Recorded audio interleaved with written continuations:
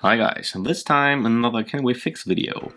This is a camera from a friend of mine. It's eventually a water damaged one to some point or to some extent. That means after he was diving, he wanted to wash it in the sink because it was salty water, and during this process he after find out that the camera wasn't completely dry after this approach. So he just removed everything he could, the battery, and to be honest, I can't see any damage in this compartment. So there is no signs of liquid damage, and the camera turns on. But let me show you what is happening. So that's in, and you can power it on.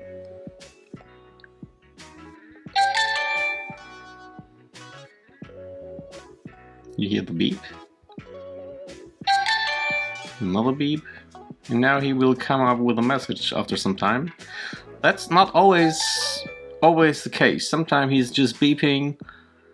Sometimes you see a camera image. Here you got it. It was shortly there. It just says it's an unauthorized device with no serial number. So that makes no sense, obviously. Let's try to remove the battery again and check if we can get a camera image. Here you see, now we have a camera image, so the camera would work fine. So it's just complaining about the unauthorized device, no serial number. So what's happening? So I took some researching time before I made this video, and you will find tons of information about this, but no one can fix it. It's just always the same. Just give it back to DJI, get a replacement. Is it a guarantee? Someone tried to flash firmware and nothing was working, of course, like always. My guess is, and we are all guessing in life, don't we, that maybe a little drop of water got into this device. Maybe there's some kind of IC chip that will handle those, how to say, this verification process during startup, that it says, okay, I'm genuine, don't worry. Genuine draft for me. So if this step won't take in place, maybe this problem occurs. So let's find out what we find in the inside. Now to the questions of all questions. Can we fix it? Let's find out. Okay, first let's remove the ring here.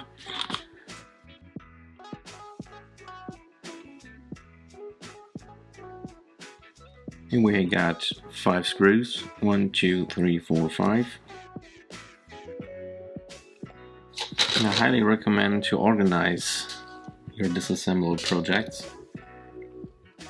Maybe with some kind of project organization set, like this one here, or what else you would like to use to get track. So I hope that we are now able to lift it up. Okay, here is the mentioned ribbon cable. Let's undo it with a spatula. Here you can see a heat pipe design. Looks very impressive, to be honest. Here you can see a thermal pad or some thermal paste. So this means this portion here, it's out of aluminium, metal, whatever. It's used as an heatsink. So I think that's a smart approach. Okay, what else do we get? Let's first remove the heat pipe.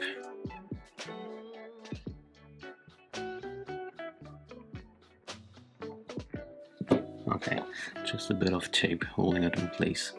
Good.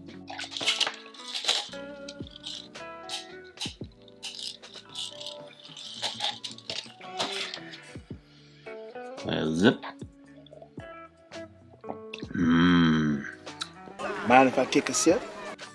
Mostly cold coffee. Okay, let's undo more of the ribbon cables to get the main board out. Of course, you have to be careful during this process, but when you rip one of those ribbon cables, it's not game over, but hard to fix. You can see there is a layer by layer process.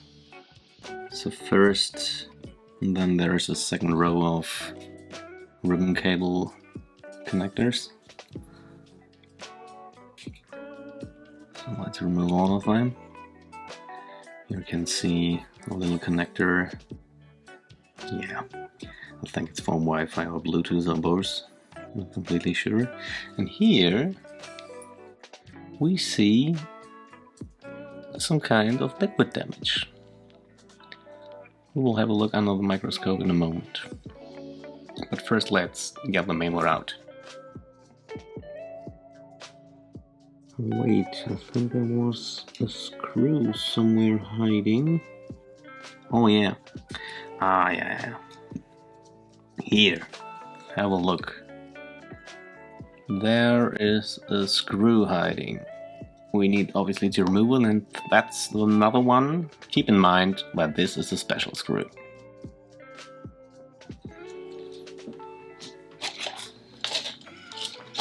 Special screw. Own compartment. Okay, let's try to get this out here. Yeah. Perfect. Let's have a look under the microscope. Okay, let's have a look from, yeah, the left side. Okay, you can see that's why it was hard for me to remove the antenna. It was glued down.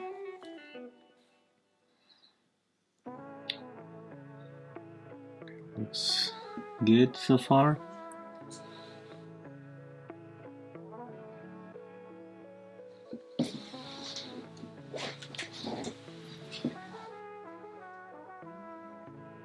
Yeah, and here is where something is not right, obviously. You can see there's all over the place liquid damage. Yeah, this chip here. But the question is something under this main chip here? I would say no. Just because of the reason all the other components above this here looks fine, but here is our problematic area. Okay, that's fine. It's just, I think it's flux from factory. That looks good. That's some bits from thermal paste or thermal pad, whatever.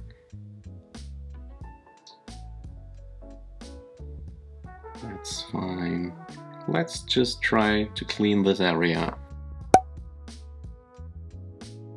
Yeah, well, this blue stuff over here is just the thermal paste or thermal pad stuff. And this here is... okay. Yeah, this component just fell off. Okay, that's a problem. Because the question is, what was that for a component? Where is it? It's completely gone? Just it fell apart? Oh my goodness, please not. I think it's some kind, oh, it was some kind of resistor, obviously.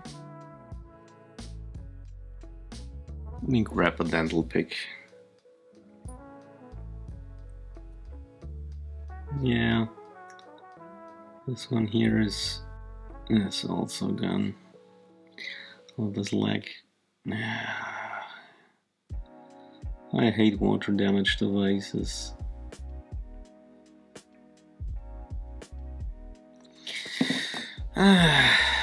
Yeah, shoot. You know what? Let's see what is happening when we are checking for shorts in this area. So, multimeter in diode mode, red probe on ground. We'll take here, I think, a screw hole like this, and let's probe around. What do we get? Fine. Fine.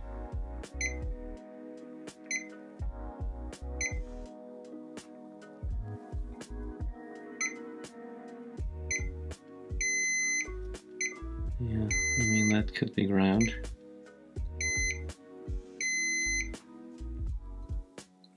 Okay, this component is also falling apart.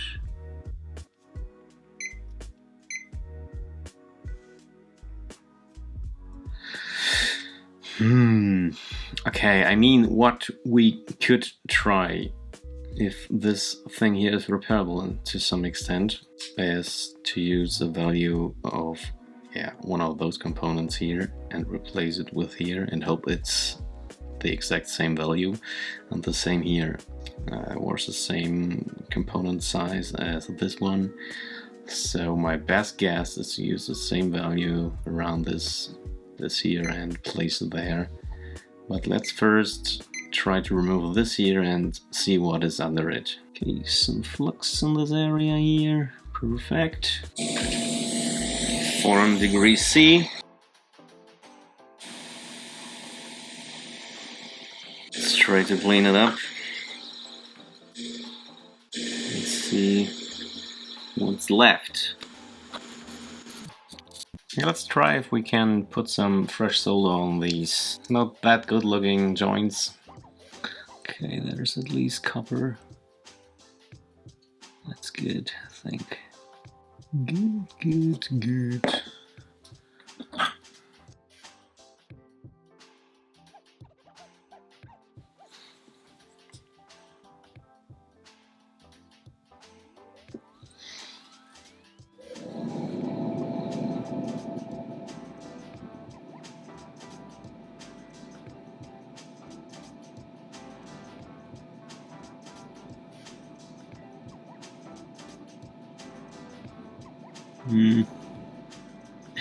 Okay, this pad is gone.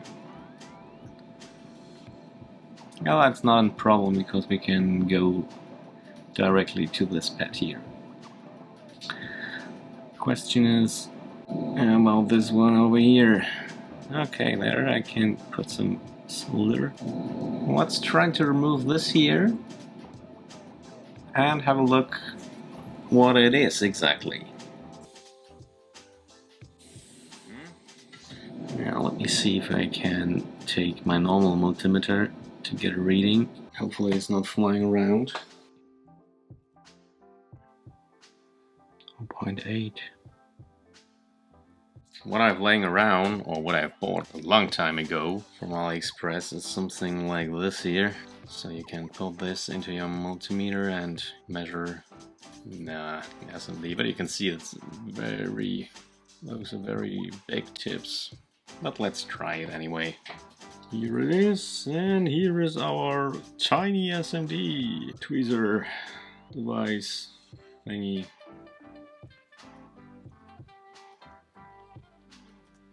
Yeah, 1 mega ohm.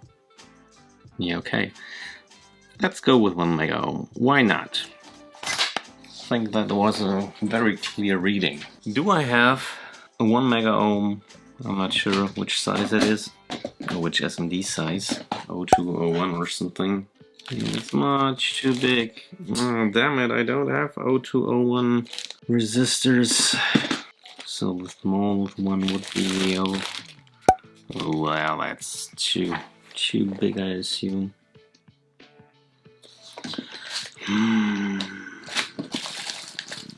Yeah, that's a bummer. Okay, I found a 1 mega ohm resistor. Obviously, it's much bigger. Let's see if we can place it there somehow.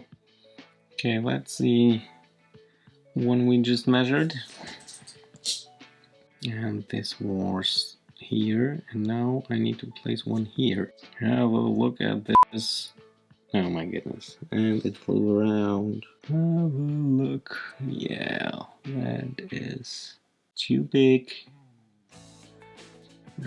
Damn it. Yeah, I don't feel a good way to place this here. Let's place the old resistor. Let's have a look at this thing here. I try to clean this up. Not quite sure what it's saying. Here we see our broken pin right here.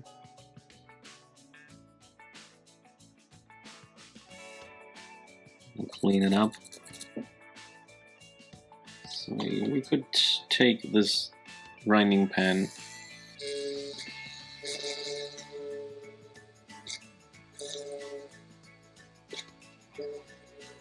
So we're just trying to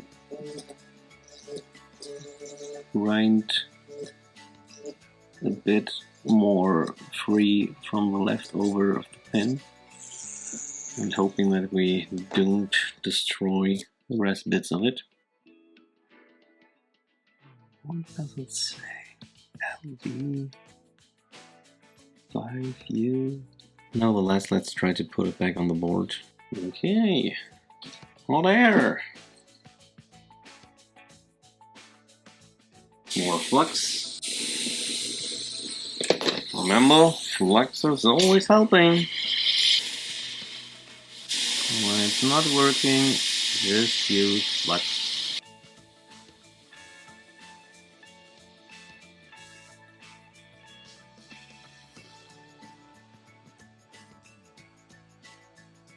Try to put some solar on this little spot.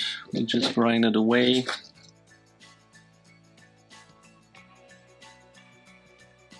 That worked out. Yeah, but now how to place a 1 mega ohm resistor there? No way for me to place it there. Yeah, that is a bummer. No, those resistors are too big, definitely. What a bummer. Bummer, bummer, bummer. Bummer, bummer, bummer. Yeah, the normal resistor, no way at all. Let me try to measure it with my multimeter again. At least there are fine tips. Okay, so it would be 10 kilo ohms.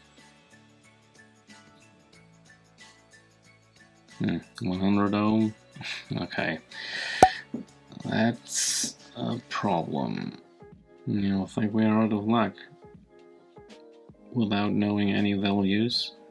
Maybe I'm able to find a data sheet, or not data sheet, a schematic for this camera, and knowing what those values are. I highly doubt it, but you never know. Yeah, next day.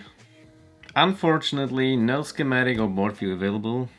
I've nothing found, but what I found is more damage on the other side. Let me show you.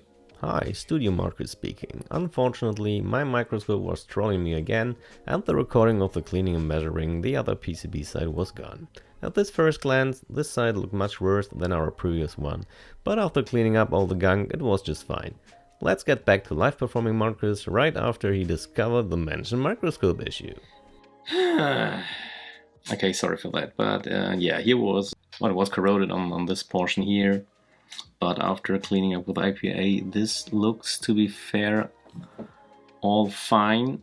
Let's measure it again. So I measured it before, but yeah, you haven't seen it. So let's do it again. I just measured around some main components here, just to see if we get some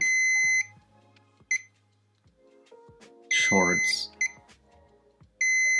So we are currently in diode mode, and the red probe is on ground, and with the black one I'm probing around the components. If we hear one beep, that means there is a voltage drop and everything is fine, and when we hear a continuous beep, that means yeah, there's a short or a low ohm resistance at least. So one side from capacitor should give us a short beep, and the other side, for example, a long beep, because it's just connected to ground.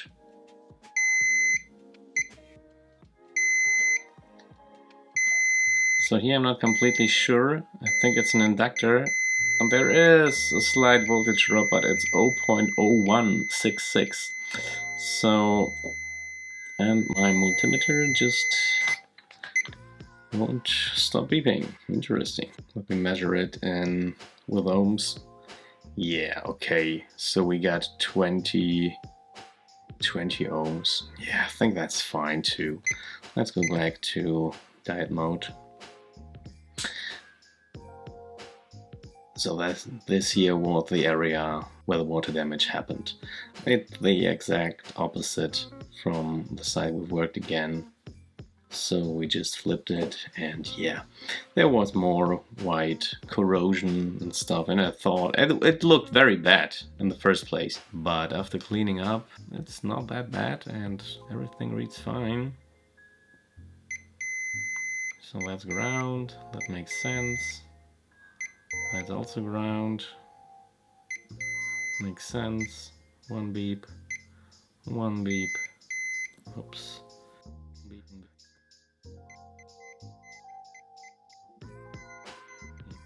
I think this side is fine. Let's just focus on the other side. So when somebody knows the values for this component and for this component, I would love to try it out and replace those components and check if the error message is gone out of this. I think it will, at least if there is no other damage. That doesn't look that healthy too. Let me measure this dude here for a moment. Hello, dude. Hello? Dude, we're still here. Come on, man. Yeah. Not getting a reading. Why not? So maybe we can replace this one also. So if you know the value of this one,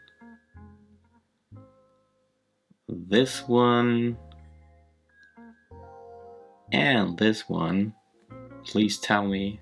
I will try to replace those. And that you know which place we're talking about. Again, we are talking about this area here. So guys, sorry, but that's it. Can't do much more. Summary time. Thank you very much for watching this far. Could we fix it? No, we can't. But I think we just discovered that many people who get this error message, unauthorized device with no serial number, just experienced a water damaged device or another hardware malfunctioning.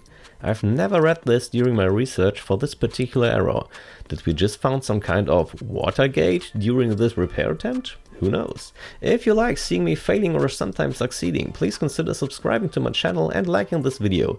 This would help me a lot with growing this tiny channel. Have a heart for broken devices and give them a second chance. Hope to see you soon, stay healthy, and until next time, bye!